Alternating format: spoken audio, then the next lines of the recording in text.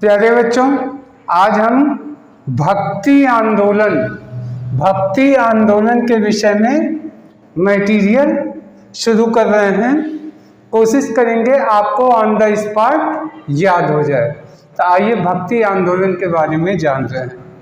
देखिए, भक्ति आंदोलन की शुरुआत 6वीं शताब्दी में, यानी 5वीं 6वीं के आसपास 6वीं शताब्दी में ये तमिल क्षेत्र से हुई।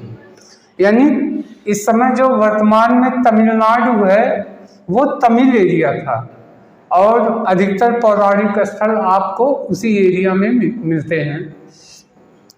तो तमिल क्षेत्र से शुरुआत हुई, फिर वहाँ से आंध्रा, कर्नाटका, ऐसे सब फैलते गए। इसका मतलब एक चीज कि दक्षिण भारत से ही भक्ति आंदोलन की शुरुआत हुई। यानी अगर एक शब्दों में कोई कहे भक्ति आंदोलन की शुरुआत भारत में कब से हुई, तो दक्षिण भारत से हुई थी। अब देखिए, भक्ति आंदोलन का विकास, इसमें जो है 12 अलवार संत, देखिए ये जो 12 यानी 12 संत थे। कौन थे? 12 संत थे। इस 12 में 11 पुरुष थे, एक महिला थी, लेकिन टोटल संख्या कितनी थी? 12। ये जो अलवार संत थे, वास्तव में ये वैष्णव संत थे। कैसे? 12 अलवार कौन से संत थे? वैष्णव। और इसके अलावा 63 नयनार संत, ये नयनार संत जो थे ये थे शैव। अब देखिए क्या हुआ, इसको आपको याद भी रखना है, ये एग्जामिनेशन ओरिएंटेड है। ये जो 12 अलवार संत थे ये वैष्णव थे, यानी विष्णु के भक्त थे, भगवान विष्णु के भक्त थे। और ये 63 नयनार संत जो थे ये शिव भक्त थे। किसके? शिव जी के भक्त थे। इसको कैसे आप याद कर सकते हैं? तो देखिए, एक तो हो गया कि आंदोलन की शुरुआत कहाँ से हुई? तमिल क्षेत्र से। विकास किसने किया? तो इसमें 12 अलवार शब्द जो है, अलवार एक तमिल शब्द है। तमिल शब्द में अलवार का मतलब होता है लीन हो जाना, यानी भगवान की भक्ति में लीन हो जाना। तो कल्पना कीजिए, देखिए आपको याद रखना पड़ेगा, 12 अलवार संत जो थे ये वैष्णवी थे।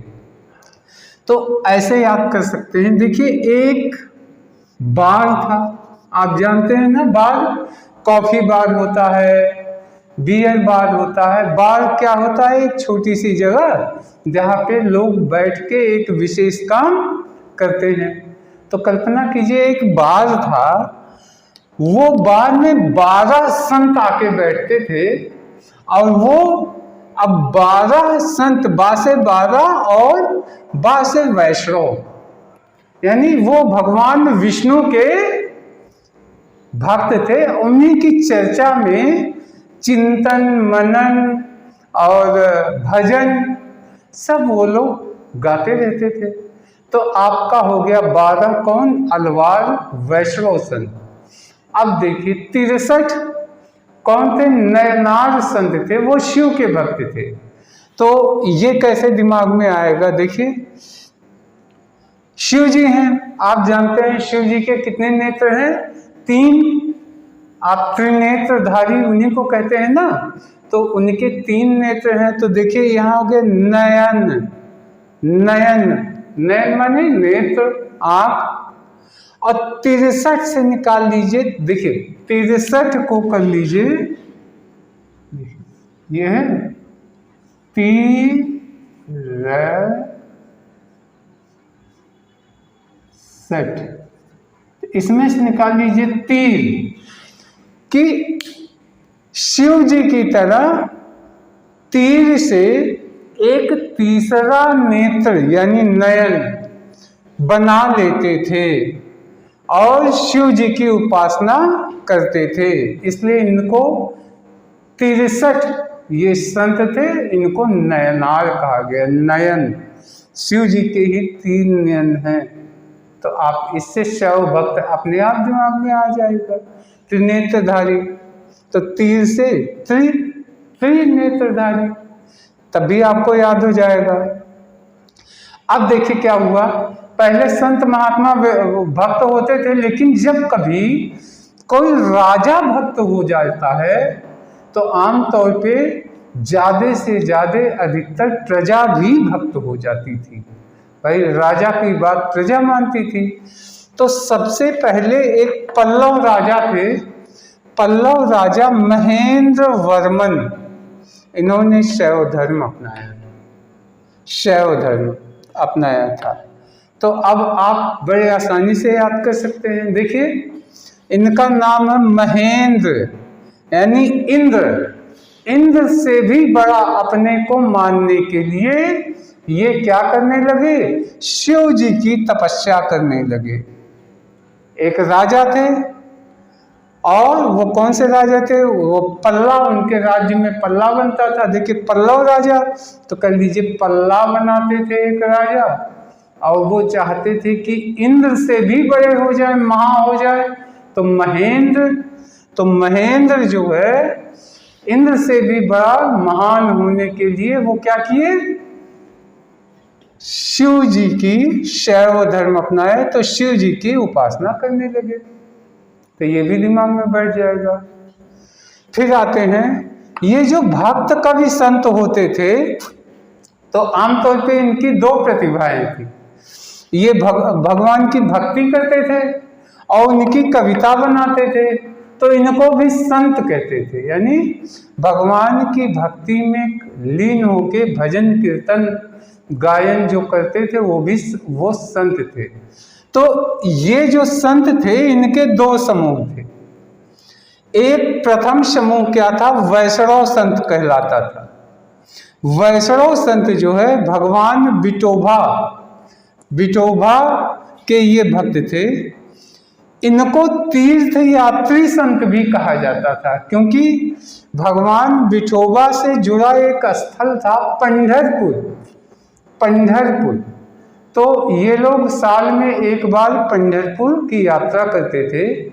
तो प्रथम समूह के संतों को वैष्णव संत कहा जाता है, और जो दूसरा समूह संतों का था ये निर्गुण भक्ति की साधना करता था। निर्गुण यानी भगवान के निराकार स्वरूप का उपासक था, भगवान को ही सर्वशक्तिमान मानते हैं। तो संत भी 2 हो गए, एक सगुण एक निर्गुण। अब देखिए भक्ति आंदोलन वास्तव में शुरू कहाँ हुआ, दक्षिण भारत में, और दक्षिण भारत से उत्तर भारत में लाने का पहले संत कौन थे जो लेके आए थे, वो थे रामानंद। तो आपको कोई टेंशन नहीं है, देखिए राम का आनंद। अब भगवान राम कहाँ पे हैं, आप जानते हैं ना कि भगवान राम ये अयोध्या से जुड़ा हुआ है। भगवान राम की नगरी कहाँ पे है, अयोध्या में। और अयोध्या कहाँ पे है, उत्तर भारत में। तो दक्षिण भारत से उत्तर भारत में आए और किसका आनंद उठाते थे, भगवान राम का। भगवान राम के भक्त हुए तो ये क्या बन गए, रामानंद हो गए। तो इन्हीं को श्रेय है दक्षिण से उत्तर भारत में लाने का। ठीक, अब देखिए बंगाल में किस भक्ति शाखा का उदय हुआ, तो बंगाल में कृष्ण भक्ति शाखा का शुरुआत करने वाले व्यक्ति थे विद्यापति ठाकुर एवं चंडीदास। तो आप बहुत अच्छे से याद कर सकते हैं। देखिए आजकल अगर सबसे ज़्यादा बंगाल में किसकी पूजा होती है, तो आप जानते हैं दुर्गा पूजा होती है। दुर्गा जी की पूजा वहाँ बहुत मशहूर है। ठीक है, और भगवान कृष्ण उनसे भी बड़े हैं, आप जानते हैं। तो देखिए बंगाल में कौन लेके आए, तो एक ठाकुर साहब थे, वो बहुत विद्वान थे। क्या थे? बहुत विद्वान थे, तो वो विद्यापति कहलाते थे। और एक और थे, वो पहले वो चंडी के दास थे। चंडी किसको कहते हैं? दुर्गा जी को चंडी, तो दुर्गा जी को चंडी कहते हैं, चंडी। तो चंडी के दास थे, तो चंडी के दास तो थे ही, और ये लोग भगवान कृष्ण की पूजा करने लगे। तो विद्या, ऐसे याद कर लीजिए, विद्या और चंडी, यानी विद्यापति ठाकुर और चंडीदास, ये दोनों बंगाल में भगवान कृष्ण की भक्ति की शुरुआत किए। आशा है इतना आपके दिमाग में बैठ गया होगा। पहले इतने को हम जल्दी जल्दी रिवाइज कर दें। देखिए, भक्ति आंदोलन की शुरुआत कब हुई? 6वीं शताब्दी में।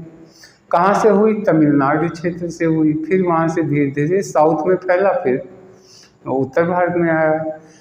किसको श्रेय है भक्ति आंदोलन का श्रेय? तो 12 अलवार वैष्णव संत, तो वैष्णव हो गए, 12 हो गए, और 63, ये संख्या बहुत इंपॉर्टेंट है, 63 नैनार संत थे। वो शैव धर्म के उपासक थे, तो शैव उपासक यानी शिव जी के उपासक, और 12 भगवान विष्णु के उपासक, ये हो गए। सबसे पहले कौन से राजा ने शैव धर्म अपनाया? तो पल्लव राजा महेंद्र वर्मन, यानी महान, इंद्र से भी महान बनने के लिए भगवान शिव के उपासक थे, उपासना किए। तो ये हो गए महेंद्र वर्मन, शैव धर्म अपनाया। उसके बाद जो है भक्ति कवि जो होते थे, भक्ति आंदोलन के ये कवि, इनको भी संत कहते थे। ये 2 प्रकार के थे, 2 धड़ों में बटे थे, एक वैष्णव संत और दूसरे निर्गुण के उपासक थे, निर्गुण संत। तो वैष्णव संत कौन थे? वैष्णव संत जो है भगवान, एक उस साइड के महाराष्ट्र वाष्ट्र में बहुत लोकप्रिय हैं, भगवान विठोबा, तो उनके भक्त थे। और इनको तीर्थयात्री संत भी कहते हैं, क्योंकि एक उनका क्षेत्र, उनसे जुड़ा हुआ क्षेत्र था पंढरपुर। तो पंढरपुर पे हर साल ये लोग यात्रा करते हैं। तो पहला हो गया वैष्णव संत, दूसरा हो गया निर्गुण संत। इसके बाद दक्षिण भारत से भक्ति आंदोलन को उत्तर भारत में कौन लेके आया? रामानंद। तो राम से उत्तर भारत में सबसे ज्यादा कौन मशहूर है? भगवान राम, भगवान कृष्ण अपने उत्तर भारत में है। तो राम को देख के उन्हें बहुत आनंद आता था, तो रामानंद, और वो दक्षिण से आ गए, उत्तर भारत में बस गए। और बंगाल एरिया में भगवान कृष्ण की भक्ति का शुरुआत किसने किया? विद्यापति ठाकुर और चंडी दास ने किया। तो आशा है इतना याद हो गया होगा। फिर अब आगे देखते हैं। देखिए, रामानंद उत्तर भारत में आए दक्षिण भारत से।